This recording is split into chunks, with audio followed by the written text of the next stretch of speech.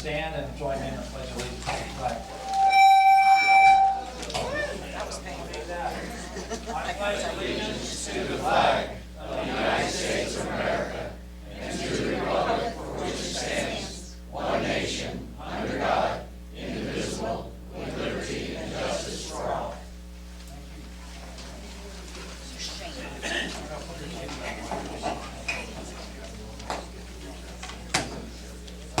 He said it will be okay if we disconnect this one.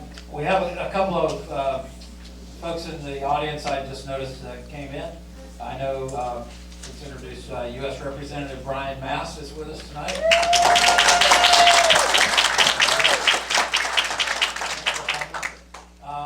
I don't recognize or see any, are there any commissioners or town commissioners or members of the representatives? Okay, well, we'll just get started and hope everybody gets involved. So, to open up with some chair comments, as you all know, we kind of shift off in chairs of the meeting. There are 5 of us recognizing this kind of lead team. Myself, Jim Moyer to my right, George Jones, Daryl Brand, and also Jackie Zerler with us. So those are the 5 of us who kind of work to kind of keep things going. We appreciate all your input. We're up to 91 organizations at this point, representing over 300,000 people. So that's a good cheer. Why don't we do that? And if you do get the agenda, they're basically listed on the bottom of the agenda, right on the bottom. I don't know if they get do they get the full copy? They see the bottom. In a really, really fine print that you need a magnifying glass to read. We're going to do some current action items about Senate bill, House bills, and then we're going to get into a special presentation, talk about River Kids, Speakers Bureau, get into our government reports. I noticed we got Drum here from Martin County, maybe some others, our local estuary, Indian River Keeper updates, and some other action that needs to go forward. But if you ever have anything that you'd like to bring before this organization, we do meet monthly. Our next meeting will be March 23rd. Back to the daily schedule, 11 a.m. We try to do a couple of times these evening meetings because a lot of people, if we're working, can't make the 11 a.m. type of meeting. But again, it's scheduled around the lunch hour, so we're trying to get that kind of covered in that respect. Under some of the action items, I know that there's some things to cover. There's been a lot of good things coming out. There are a lot of organizations working hard to try to get things going through the legislature as far as status bill 10 and all, Senate Bill 10. Let me pass this around. This is the sign-up sheet for not just Rivers Coalition and meeting sign-in, but it's a roll call. We're going to do, we have the members at the table, but this isn't just a head table. I know there are many members out in the audience. So let's start down here and then come around and just go out to see who we have as a member of the coalition. Just state your name and the organization. Frank Brzebelski, Stewart Rock Grill Club. Captain Don Buss, Marine Cleanup Initiative. Jeff Martin Stewart, Fly Rotter, and formerly CCA. Charles Brandon, President's Council, Hutchinson Island. Jim Moyer, the Marine Resources Council. Mark Perry, Florida Oceanographic Society. Daryl Brown, Home Code Yacht Club. George Jones, Orca. Todd Weissing, Lighthouse Point, Co-Winners. Marty Bond, Indian River Keeper. Sherry Anchor, Conservation Alliance of St. Lucie County. Jill Pinkham, Rio Civic Club. Paul Gray, Audubon, Florida. Richard Earth, Arbor Ridge Yacht Club. Mike Connor, BoatSugar.org. Down in here on this section, any members? Jackie Thurlow Licorice, representing River Kids. Yes, Marcy Pitkin, the Pretty Unitarian Universal Church. Marcy. Paul Moreau, Treasure Coast Democratic Environmental Caucus. Jackie Transinger, Martin County Conservation Alliance. Jackie. Andy Fox, Treasure Coast Rowing Club. Excellent. Teamsters Local 769, News. I'm welcome Teamsters. Anybody else on this side? Nope. How about over here? Oh, I'm sorry. David Lau, Palm Cove HOA. Hey, David. Nice to have you. Bob Detmeyer, St. Lucie River Yacht Club. Linnea Desmond, Pier Point Condominium Association. Your point condominiums, thank you. Anybody else represented here? Pete Fiore, Devils Island Community Action Association. Welcome. Joanne Swan, St. Lucie Sailing Club. Joanne, St. Lucie Sailing Club. appreciate everybody being here. Usually we have a huger crowd. Maybe this is, you know, the rain and the moisture. We do need the rain. And we'll talk about it. It is, we You don't, can quit now. we can quit now anytime. So Jim can get back out fishing. Yes, Jack? Since there's so few people, is Uh-huh. it okay if we have everybody introduce themselves tonight? Sure, why not? Let's go. We'll start with Brian Mast. There's yours. Brian Mast, your representative in the United States House of Representatives, Congress. Thank you for the opportunity. Thanks for being I'd here. love to give you a minute or two if you want, just a little update, 2 minutes. Shall we do that now? I have to speak to the taxpayers. and I- Please do. It's on his agenda to speak to taxpayers. Yeah. I'll try to give this to you, quick and down and dirty, and then if you have any more questions after this, reach out to our office anytime. We try to be completely accessible. Here's the quick and the short of it. My position so far, I said I'd get on the Committee of Transportation and Infrastructure. We did that. Beyond that, I was placed on the best subcommittee that I could do to go to work for this community. That's the Subcommittee of Water Resources and Environment, and I wasn't just placed there, I was given a leadership position. I was made the vice chair of the Subcommittee of Water Resources and Environment. And what that literally means for our agenda is this: we're going to be writing in this next 2-year cycle another water bill, that bill that sends the resources that we need to all those projects going on with Lake Okeechobee. I'm going to be on the subcommittee that's a part of, that is the piece that writes all of that bill, and I'll be the vice chair of that subcommittee. So those are some really positive things. A couple in the middle and maybe not as positive things, just because I don't think any of us have time for BS. Here's a couple of the other quick things. We had a Florida delegation meeting last week with every member of the Florida delegation, and it was a hearing where we had people, Ms. Reynolds from the Corps of Engineers was there testifying, a number of other folks. The big question that I asked them, what are they doing right now so if June 1 they start flooding that water back our way, and we start getting massive algae blooms? They've had already 7 months to start preparing for this, 8 months to start preparing for this. What are they doing right now to prepare for that moment? And basically all you heard was crickets, and that's a big problem that we know. We may not have crystal balls, but we know that this is going to occur year after year after year, and for them to not prepare in that way is a major, major issue in my opinion. Second very concerning thing that I heard, Debbie Wasserman Schultz had a specific opportunity to talk, and she pointed very specifically to our neighbor to the north, St. Lucie County, in talking about sand and what goes on in our area, and she said very pointedly, and I may not be doing justice to the exact quote, but I'm giving it pretty close to what it said. St. Lucie County has 50 years of sand up there, and if they think they're entitled to keep that sand, then blah, blah, blah, blah, blah. They don't think that we're entitled to keep sand in our area that they deserve. So that's another piece of the battle that's going on for what's going on in our environment here. I'll give you one more quick thing, and I'll give you your meeting back, sir. The biggest piece of legislation that my office is working on is this. We acknowledge that the Corps of Engineers is going to continue dumping water in this way. I personally think it's very, very wrong that anybody is allowed to do that, cause damage, and not have to clean up the damage that they do. There are existing pots of money that exist out there with the EPA and with FEMA, and we're working on writing legislation to say, okay, you caused damage out this way, you better send those pots of money this way to clean that up, and that's the piece of legislation that we're trying to work on right now. So that's an update for that. I appreciate the time. You ever have any questions, anything, email us, send me a message on Facebook. I don't get to all of them, I try to. Come in the office, whatever. We'll address it. We'll get to you at some point somehow. So, thanks everyone. It's always good to get an update, and the TI Committee, Transportation and Infrastructure, is very vital to the House, and that's where the funding comes from with the WRDA bill, the Water Resource Development Act, which is supposed to be every 2 years. Remember, starting in year 2000, we didn't get the next WRDA bill until 2007, and then the next WRDA bill was 2014. So they were 7 years apart, and then finally, Schuster, the chair at that time, said we're going to have one every 2 years. We did get a WRDA bill last year, 2016, which did implement several projects. So that commitment is needing to happen. Hopefully, we have a good voice, local voice that's there representing us up there to get those WRDA bills and those projects going periodically. So under basically current action items, obviously Senate Bill 10, as we were here last meeting on the 26th of January, George Jones gave a very good presentation about making how the sausage gets made. And that was a kind of funny title, but it's actually what gets done up in Tallahassee.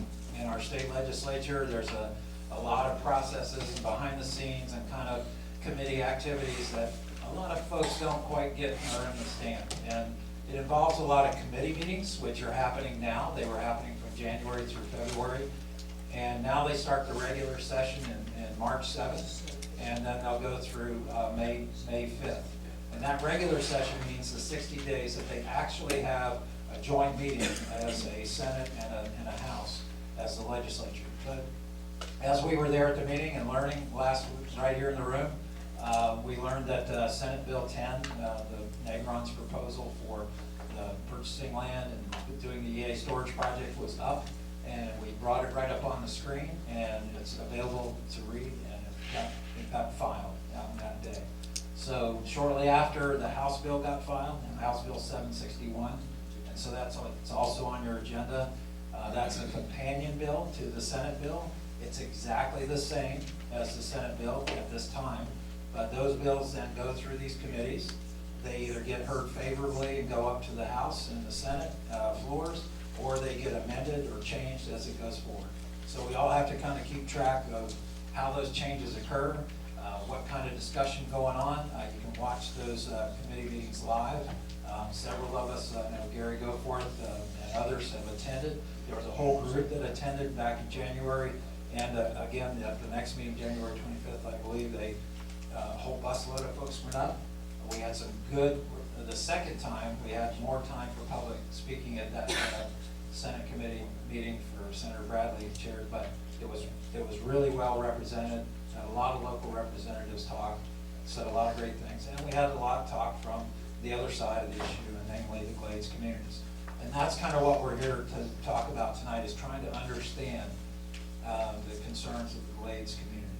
And you know, we've seen a lot of propaganda, we've seen a lot of this kind of stuff coming out that literally is false. It's information that they say, we're gonna wash them out, we're gonna drown. All we want to do here on the coast is send the water south and drown the people in the Glades communities.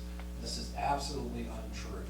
There is no way that we want to do this. We have never said that we don't want to complete the Herbert Hoover Dike repair.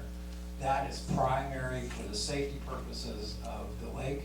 No matter what schedule you keep that lake level at, you gotta repair that facility. But having a third outlet from the lake to go south, and having storage and treatment and moving the water south is probably better for the safety of that lake. But we shouldn't be in this kind of situation where we see this kind of rhetoric going around. And even from Florida Chamber and other members, been circulating a lot of material in order to inspire and build up this kind of defense in the Glades community under the title of Glades Lives Matter. And of course Glades Lives Matter, of course all lives matter. And I think Gary had a nice photo up that said, from one of our posters, that somebody had a poster that said Glades Lives Matter, but all lives matter.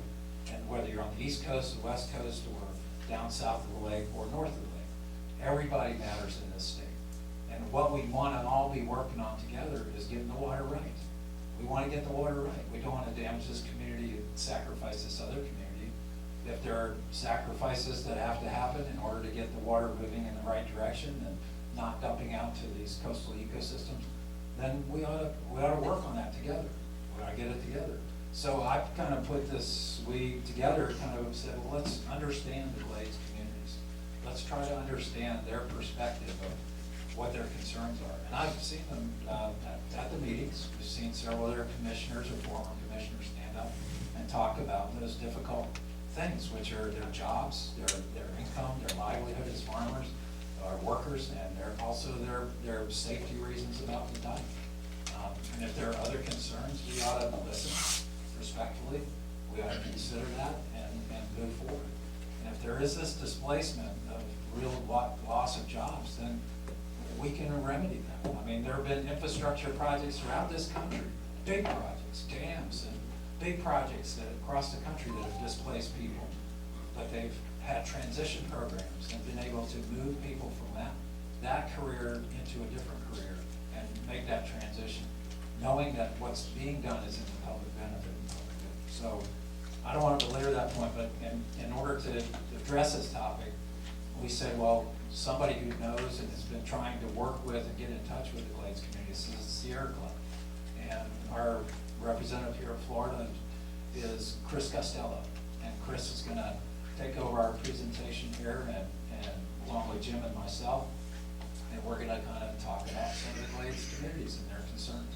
And if there are people here in the Glades communities, we'd like to listen and hear from them as well. We're all here trying to work on the same thing, and that's to get the water right. We don't wanna keep dumping it. Sure, we diked it and we drenched it and we're doing this system, which we realized in the recent years is not what we wanted to do. We wanna change it, because what we decided to do back in 1911 was drain the swamp and get rid of all the wetlands and the Everglades and control this water. And then the flooding around the lake in 1926-28, we never wanted that to happen again, so we built this big dike to control that lake. But we didn't realize what it was doing, what damage it was doing to the overall system in Florida. So let me introduce Chris Costello. Has been with Sierra Club for many years, 10 years, by the way, and been a real grassroots activist. She really works in grassroots, meaning in the trenches, and goes and meets with people, talks with people, help people understand what the cause is and how we can best work the cause. And I'm really appreciative of Chris. I've known her for many years through the Everglades Coalition as a member and many other organizations and efforts. So please help me welcome Chris Costello.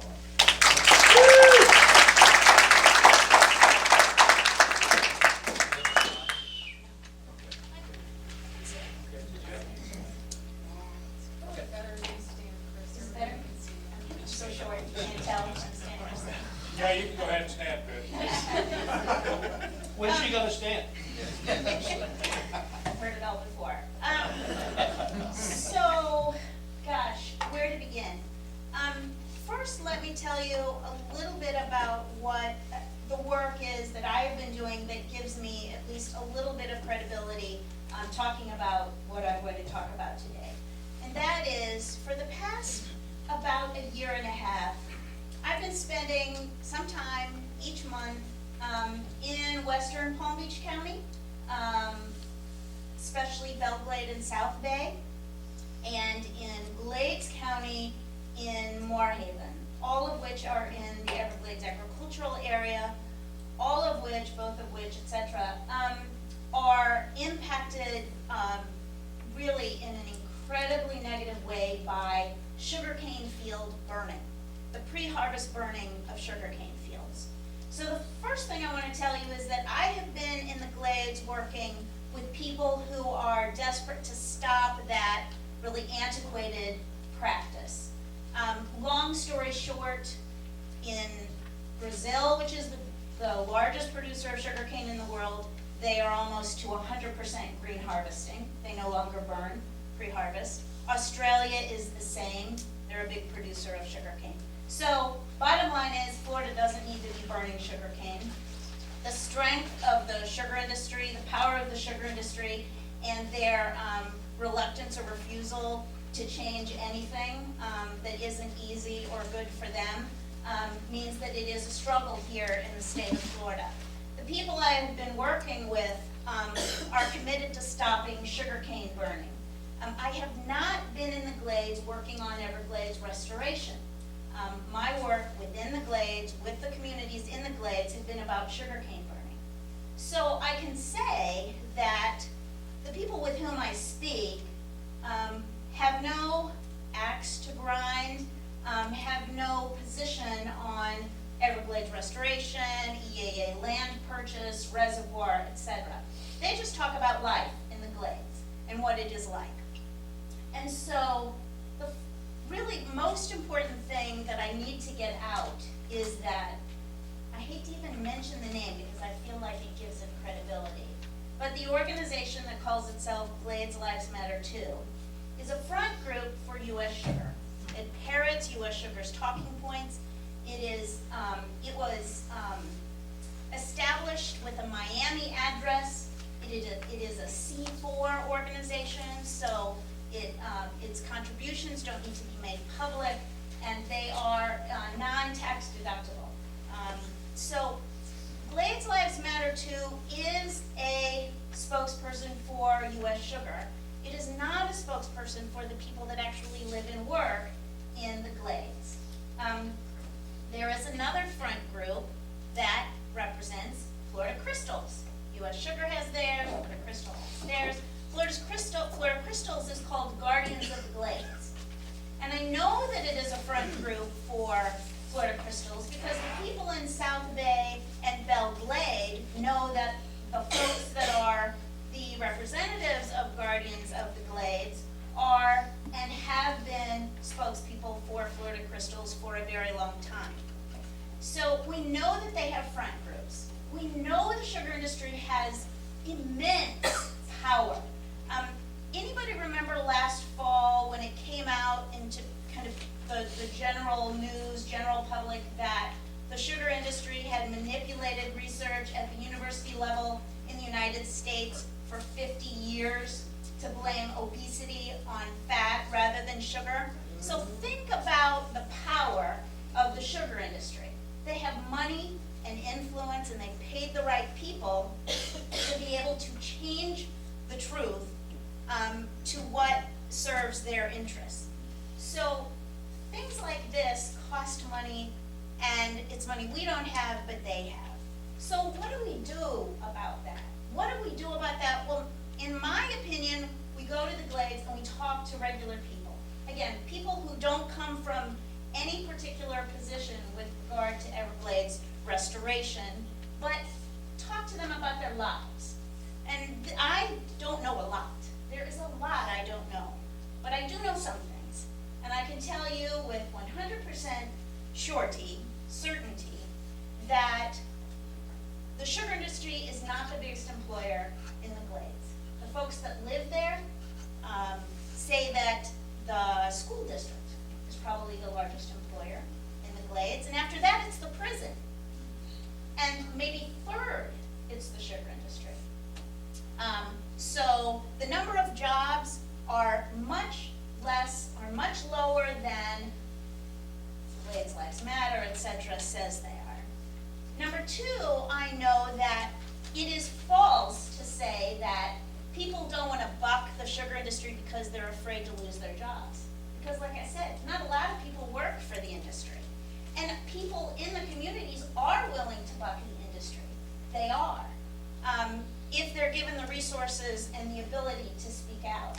And that's one of the services the Sierra Club has been offering to the people that are fighting the industry regarding sugar burning, giving them the resources. You've heard of food, raise your hand if you've ever heard of a food desert. You know what that means? Right, where there isn't available fresh food. Well, in these communities, it is a food desert. It is a public health desert. It is an entertainment desert. There aren't movie theaters or any kind of theaters for miles and miles and miles. It is a information desert.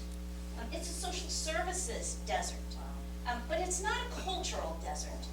People that live in these communities have a vibrant local community culture. Family is very important, and they are committed to where they live.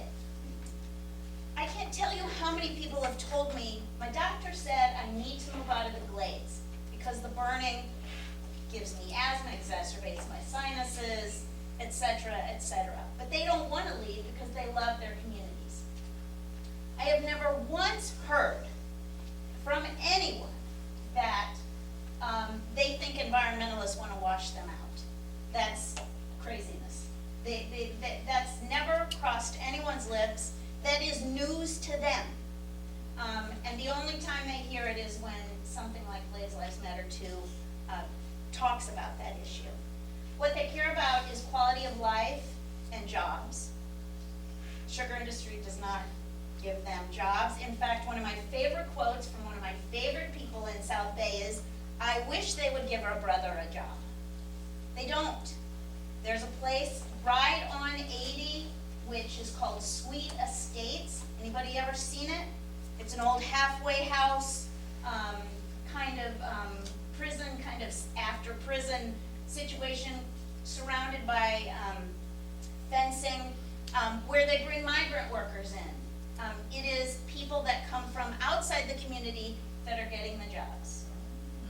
It is not the people that that live in the community, because they demand higher wages. Now, do some people work at Okilanta, for example, the mill, the Florida Crystals mill, outside or right on 27, kind of southish of South Bay? Yes, of course there are. But it is not a great number of people. What they want is a voice.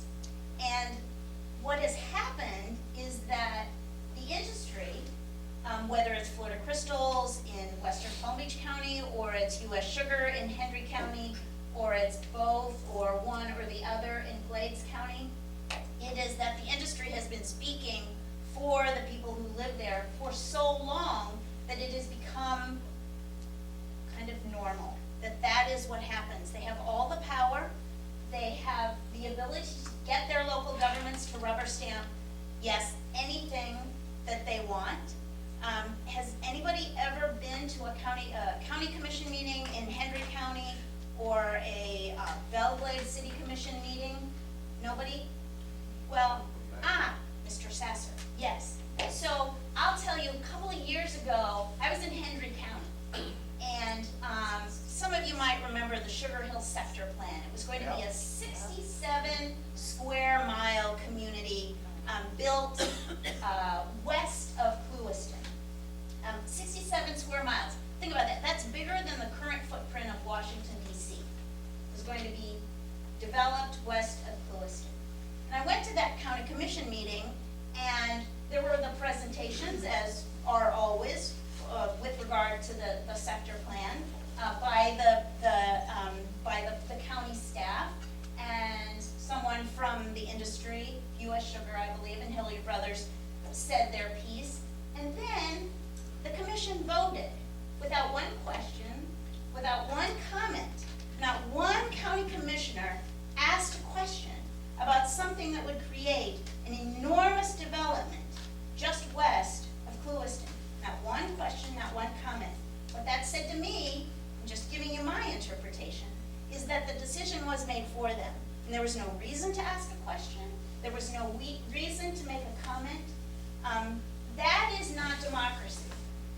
It is not democracy, and it is not transparency for an industry to manipulate health information for 50 years. And it is not democracy, and it is not transparency for an industry to speak for, illegitimately, speak for the people that live in their community. It makes me mad as hell. And what it makes me want to do is provide whatever support, resources, encouragement to the people in those communities to speak for themselves and to make their lives better. I'll tell you, from the sugar burning campaign's perspective, I've never been more honored to work with a group of people, or several groups of people, because they know what they want and they know they can make change if they build enough public pressure. Well, you all understand that, right? It's all about building public pressure. This question of sugar burning has nothing to do with elected officials. It has nothing to do with getting a law changed or filing a lawsuit. It's about pressuring the industry to do the right thing, to be a good neighbor, to be a good neighbor. And really, I'm going to stop now, really, it is exactly what we're talking about with Everglades restoration, right? For me, in my opinion, it's exactly the same thing. We're not trying to shut down the industry. It's not going to shut down. We're not trying to eliminate jobs. What we're trying to do is to get the industry to be a good neighbor to you folks who live downstream from Lake Okeechobee. We're trying to get the industry to be a good neighbor to the people who live down the Caloosahatchee, who live in Ortona and Fort Myers and Alva, etc. We're trying to get them to be a good neighbor to Florida Bay residents who are starved for water. We're trying to get them to be a good neighbor to the tribal communities who need clean water. So it's about being a good neighbor. And damn it, makes me angry that being a good neighbor is impossible for an industry that is so powerful. They could be a good neighbor if they wanted to, right? If they choose to, they could be a good neighbor. They have all the resources, all of the people, all of the money, all of the land to be a good neighbor to all of us, and it is up to us and our working in close collaboration with the people who live in the Glades to push them so that they become good neighbors. Right, it's about being, let's all be good neighbors to each other. And I can stop there. Thank you very much.